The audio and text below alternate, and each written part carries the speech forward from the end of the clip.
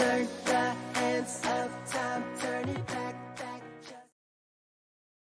Hello and welcome everybody to the online teaching show. My name is Tim. So good to have you here. If you're watching live, I would love to know where you're tuning in from. I'm in Bangkok, Thailand. Just put in the chat box where you're tuning in from and say hello. If you're on Facebook, you can also comment and say hello as well. If you're watching on YouTube, you should see it on the right-hand side there. And if you're watching the replay of this and you've got questions for my guest or I, feel free to leave them in the chat. Happy Chinese New Year to everyone. 新年快乐. If you're celebrating Chinese New Year with your students, you've probably been hearing lots of their holiday adventures and all about the different festivities that they are having. I had a lot of cancellations in my classes this week, as many of them are celebrating. And so normally Monday is my heaviest online teaching day. Mondays and Thursdays, but all my classes today actually canceled, which is, I've never had that happen before. So let me know in the chat if you're getting cancellations with your classes, if you're teaching Chinese students. Hey, everybody. Hey, Paolo, good to see you. Hey, Mary, always a regular on the show. Really appreciate you being here in Ontario. And hey, Facebook user, you can authorize Facebook to show your name if you would like. But hello to you. And we've got Tabile joining from South Africa. Awesome. Hey, Teacher Nancy in Mississippi. I work for Scooter and Pete at WWESL. They are the best. Oh, awesome. Cool. Lau, hello, hello. Hey, from Medellin, Colombia, Jose. Very cool. Awesome. Well, it's good to have everybody here. You are free to ask questions in the chat and to say hello. Thanks for hitting the like button on the video. It helps a lot. And if you're not a subscriber, make sure you do subscribe to the channel. I also run the Facebook group Going Solo / online teaching. And you can look me up on Facebook there and join our group. The link for that is also in the description of the video. So, without further ado, I wanted to introduce my guest today. You know, on Mondays, I really enjoy doing interviews with online teachers, wherever you are in the world, whatever kind of online teaching you're doing. As always, you have an open invitation to shoot me an email if you would like to share your story on my YouTube channel, to share tips and tricks with online teachers, what's worked for you, what hasn't worked for you. And that's sort of the benefit of this community, is learning from each other. I don't have all the answers. I haven't worked for all the companies. And, I always enjoy getting different perspectives on the show. So my guest today is Scotty Hilberg, and I will just bring him up if he's ready. Hello, Scotty. Hey, how's it going? It's going great. Good to have you. Thank you so much for making the time. You sent me an email. I think we've had a few emails back and forth over the last several months, and glad got to have you on the channel. So for those watching and who will watch, can you tell us a little bit about you? Yeah, well, first and foremost, Nancy, who works for us, thank you. Okay, I was going to ask you, I wasn't sure what WWESL was at first, but now I get it. Worldwide, yeah. We'll get into that later, but I mean, we're a family at Worldwide Scholars. We really are. And Cool. we can discuss that later when it comes down to teaching. But so a little bit about me. I'm from the United States, and I kind of fell into teaching by accident. When I was in the States, I was dabbling into social work and union organizing, but I always had the wanderer itch. I didn't want to fall into the USA no vacation land 2 weeks off the year. I always like to travel. And I had a friend teaching in Taipei that I went to the university with out in Washington, and she said, "Oh, you should come over." So I took the chance, went over there, and had no idea how to teach. Really, no idea. It was so scary. I had no idea what I was doing. Took about a year and kind of learned a few things, and then where was this again? in Taipei. Okay, Actually, Taipei. I lived outside of Taipei, uh, maybe like 2 hours from there, in a little town called Gigi. Shout out to Gigi. And then, my same friend was she went to the mainland in Foshan, which is near Hong Kong and Guangzhou, and went over there, started teaching there. And I told myself, look, I'm gonna do this one more year, and then I'm gonna go back. And next thing you know, uh, I'm teaching in Beijing and working in international schools. And it's I think a lot of people when they graduate college, they have a plan, but and I did, but I ended up yeah, I ended up teaching for almost 10 years in international schools. And what happened was in Beijing, COVID happened, and a lot of my students, they would like their parents would want to have tutoring after school. So, Yeah. I tutored students after school, and then COVID happened, and we couldn't go to work anymore.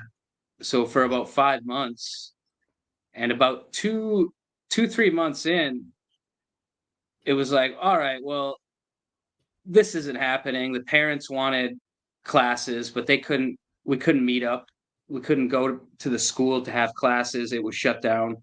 So we started doing online teaching. And next thing you know, I have all these classes, and I'm kind of at the point where I'm like, wow, this might turn into something. And I contacted my friend who I grew up with back in the States, who's a teacher in the Netherlands. And he was always interested in China. We had discussed about getting students to come to the United States to study abroad and host them. And, we talked about that. And I said, well, look, I have all these students now, and we're doing online classes. And I was like, I don't really know how to finance a financial pipeline, how to make a business, because he was a teacher, but he also had like a wood shop company. So he already knew how to like license a business. And I said, well, let's do this. And then we started hiring teachers like Nancy, who just popped up on there. We met a lot of teachers through LinkedIn.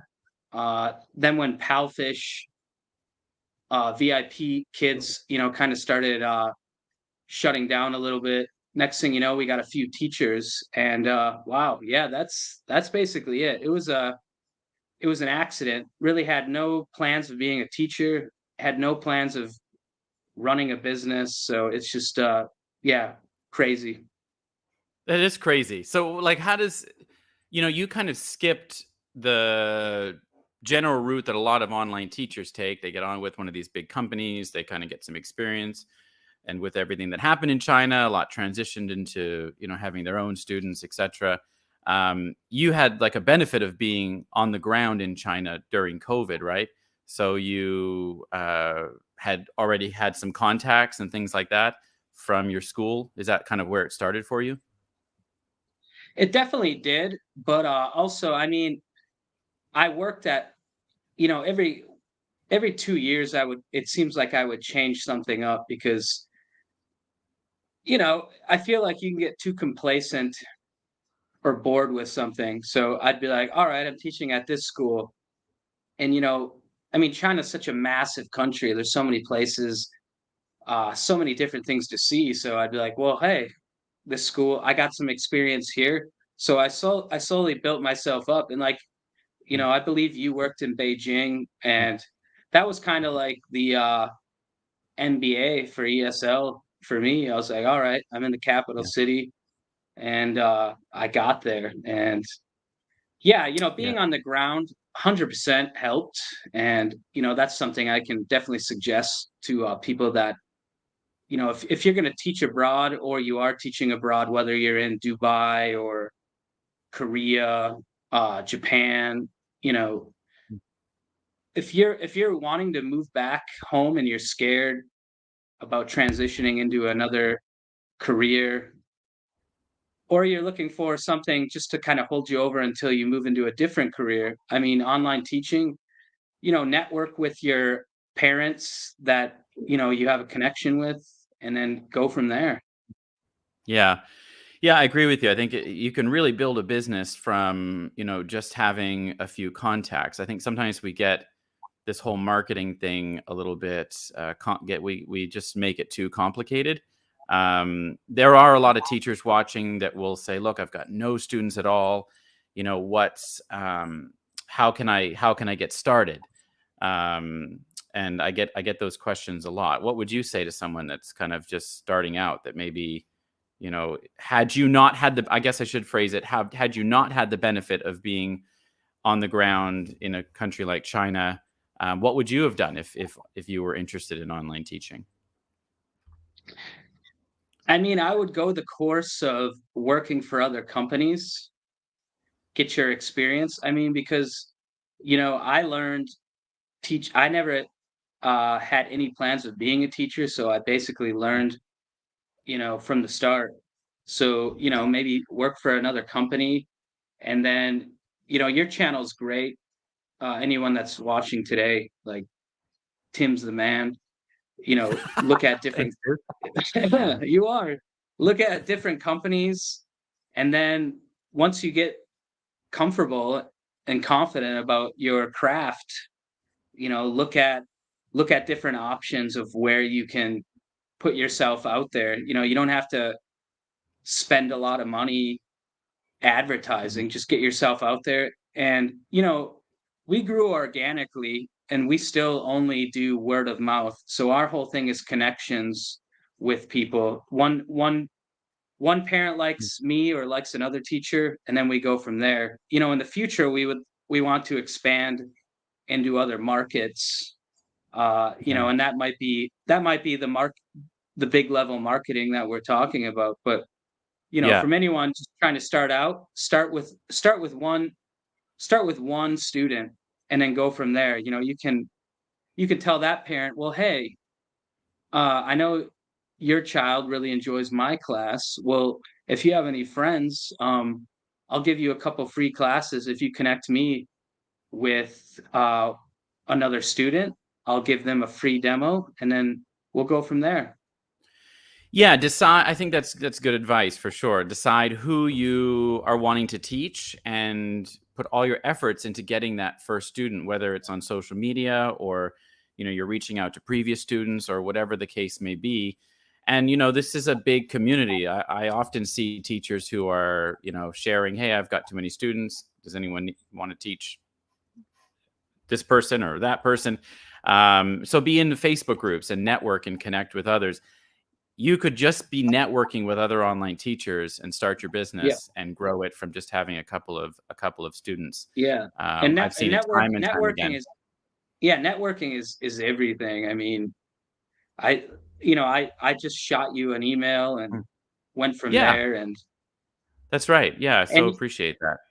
and we are a community. I mean, I always tell, if a teacher, for me, whether I'm on the ground teaching in a school, in face to face, I always, if someone wants my materials, I feel like I'm giving them something, and then that's good karma, so it'll come back to me. So, like, I feel like we Yeah, all have to really think of it as we're just a big family. that's right. Yeah, exactly.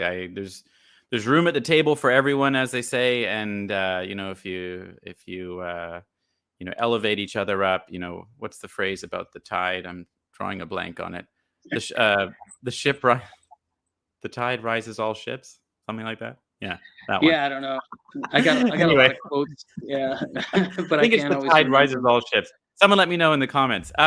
Mary says, Okay, we're going to get to that, Mary, in just a second, but I wanted just to dig into a little bit about you and your business and like how. Okay, so you the trajectory that you took was a bit different than others, and now all of a sudden you're running your own business.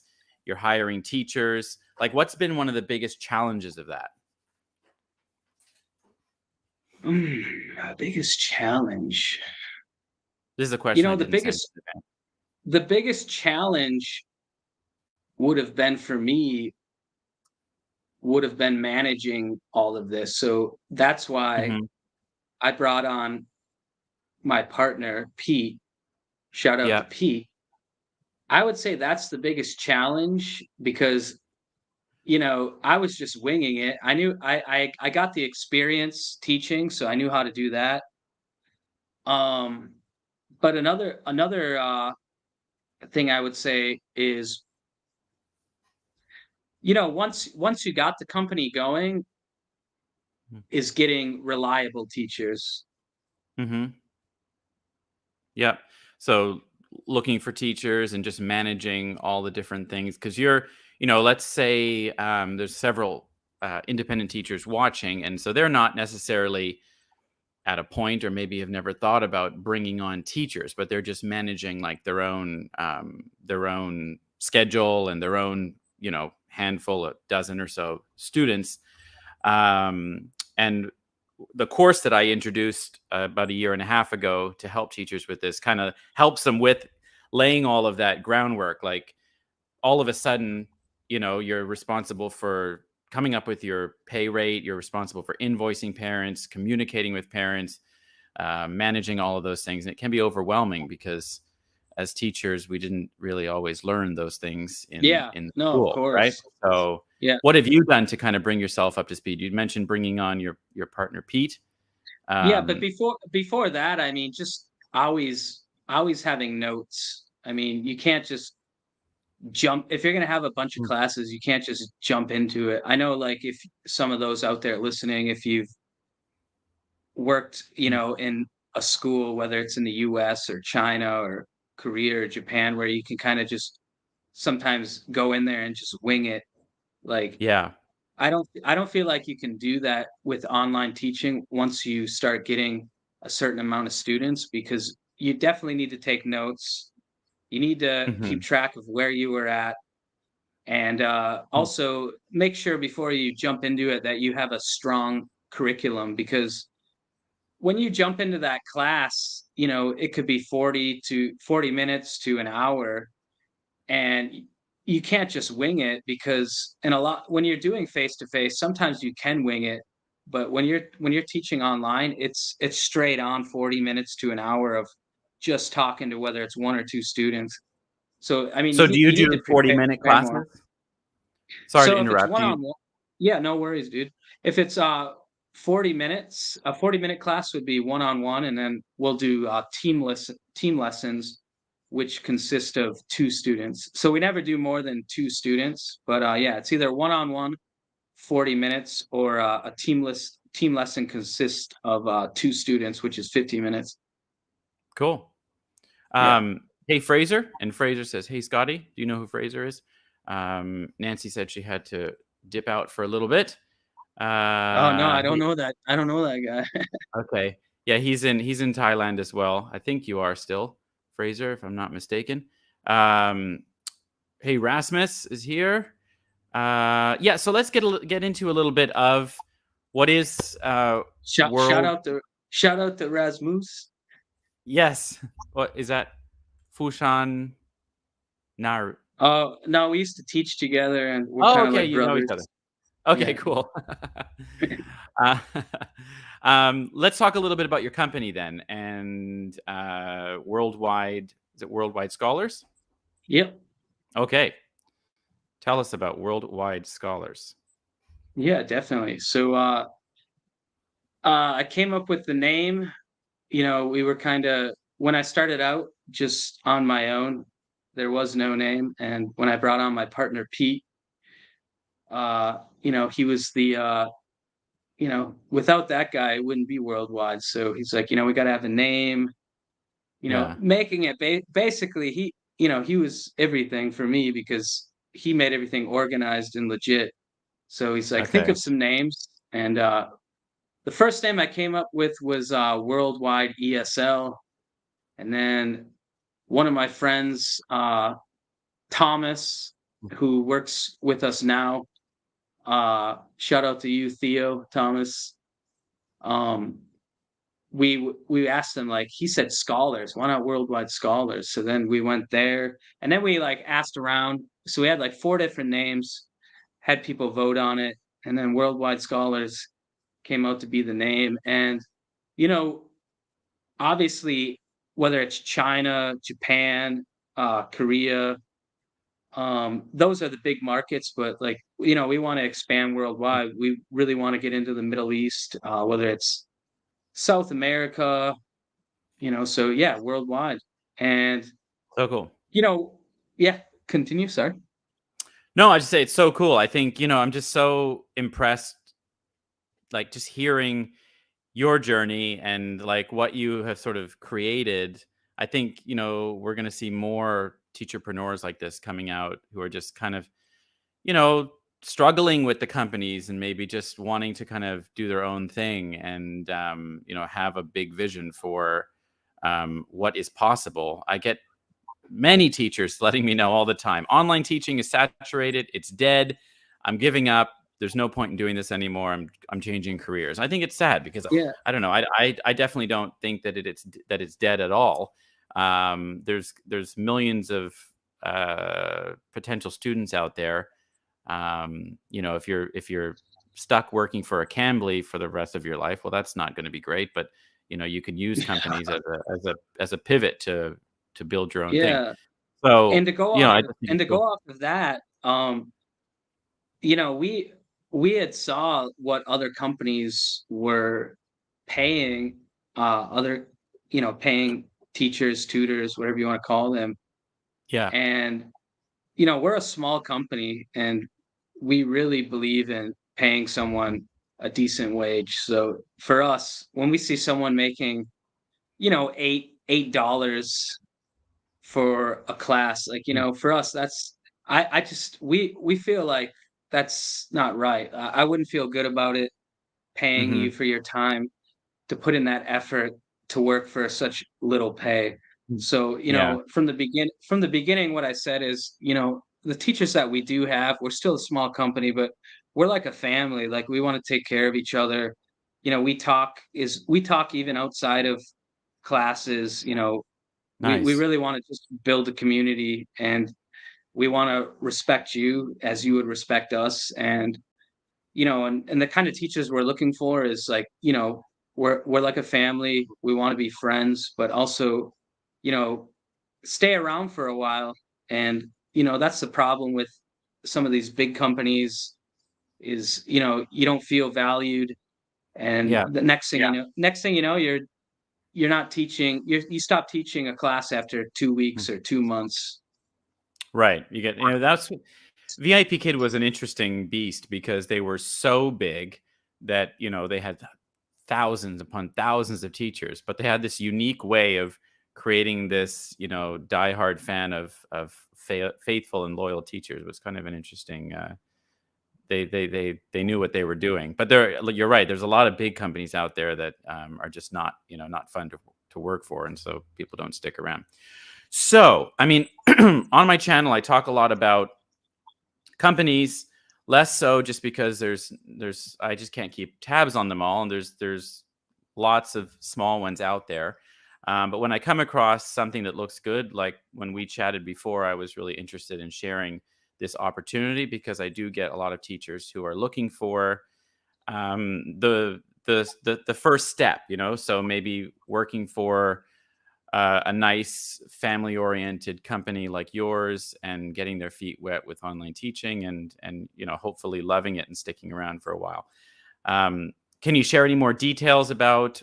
I know you had said you're at the point right now Definitely. you're looking for teachers. What can you share with us, and then we'll segue into how folks can get in touch with you and what that Yep, process would look definitely. like. I mean, if you're just looking for, a little side hustle, make some money, whether it's to, pump some gas into your car or pay the utility bills, we'll great, we'll take you on. But at the same time, it's really detrimental to the student if you just become the teacher, and then, 2, 3 months in, you're just like, all right, you know what? I don't want to do this anymore. So like, the most important thing is, if you want to do this just as like a little side hustle, great. but, at least put in a year, because you got to understand you're making a relationship with a student, or whether even it's an adult student, and they're taking time, they're paying money, so like really consider that. And lastly, I guess if you want to do this as something to build it up to a big time thing, where whether you're doing multiple classes a week, I mean, we'll do everything in our power to get you as many students as possible. We are a small company, so we definitely ask for your patience. We always talk about, we always use fishing as an example. We go out there, we try to get some bites, we market you to the parents, and if we get some bites, we reel them in, and then we get you a class. Once you get that class, if you want more classes, the parents like you, boom, there you go. You got more classes, and it all depends on you. But I Cool. would say the most important thing is, don't even bother emailing us if you think like you're just going to do it for a few months to make, a few quick dollars. Yeah. So you're looking for someone that's interested in sticking around for a while. And, I've always talked about how important it is to diversify. So obviously, it may not be your full-time gig, working for Yeah. Worldwide Scholars. And so it's important to have other things, right? And I like to think of our two buckets of income. I mean, you've got something stable that you can rely on while you're building something that is your own, which I'm a big advocate of. And so, think about that as well, that, Yeah, definitely. diversifying is so important. You shouldn't just have one source of income, because that could leave you in some problematic situations. So I'm going to leave the link. Thanks for sharing that info, Scotty. I've got Mary said, when parents pay significant amount of money, I think they expect their students to continuously demonstrate that they are learning while having fun, of course. Yes. Yeah, for sure. And that, a way you can do that, what I do with my students is every month I send them just a summary of what we've gone over. I don't do daily feedbacks like a lot of the companies did, but I send a Mhm. monthly thing just to sort of keep in touch, and just keep in touch with your parents if you're doing this on your Yeah, own. and I think it's really important.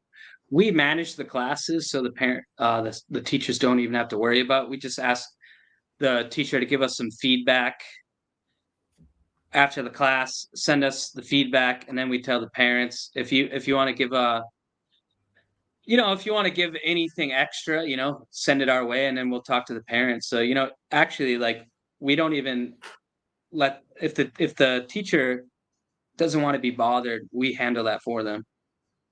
Okay, gotcha. So great. Sounds like a really cool opportunity. Are you hiring right now? Yeah, it's been a bit slow, with the whole world economy, COVID, but we're hoping the year of the rabbit, things are gonna pick up. And Hmm. yeah, just drop us an email, and we can talk, and Okay. keep you in the bullpen. Perfect. Perfect. Yeah. Cool. So, yeah, thank you so much. This has been really great and good to connect with you and talk a little bit about online teaching. Did we cover Yeah. everything, Scotty? I'm trying to think if there was Yeah, anything I think else that so. And you wanted to bring well, up, or hope to keep in touch, and I'll keep enjoying your show. You do a great job. oh, thanks so much. And thanks everybody for watching. Really good to have you in the comments. Um, you are appreciated. And if you have any questions later on, shoot Scotty an email or Yep. shoot me an email, and I'll pass it on to him, or leave a Worldwide comment under the Scholars. video. It's in Worldwide the Scholars. link. Yep. There you go. The link is in the description, and I've also got it right here. So if you wanted to type that in there and check them out. So thanks everybody for watching. Thank you, Scotty. I'll bring you down. Have a wonderful day Yep. ahead, and we'll keep in touch. Thanks, man. Yep. Take care. Take care. Again, thanks everybody. Head to worldwide-scholars.com if you want to learn a little bit more about them. And yeah, it's always good to hear people's journeys. Again, if you're interested in sharing your online teaching journey, Whatever that may be, I'm always open to interviews on my show on Mondays, and look forward to having another great interview next week. Until then, take care. Have a great week teaching, and I will see you on the next one.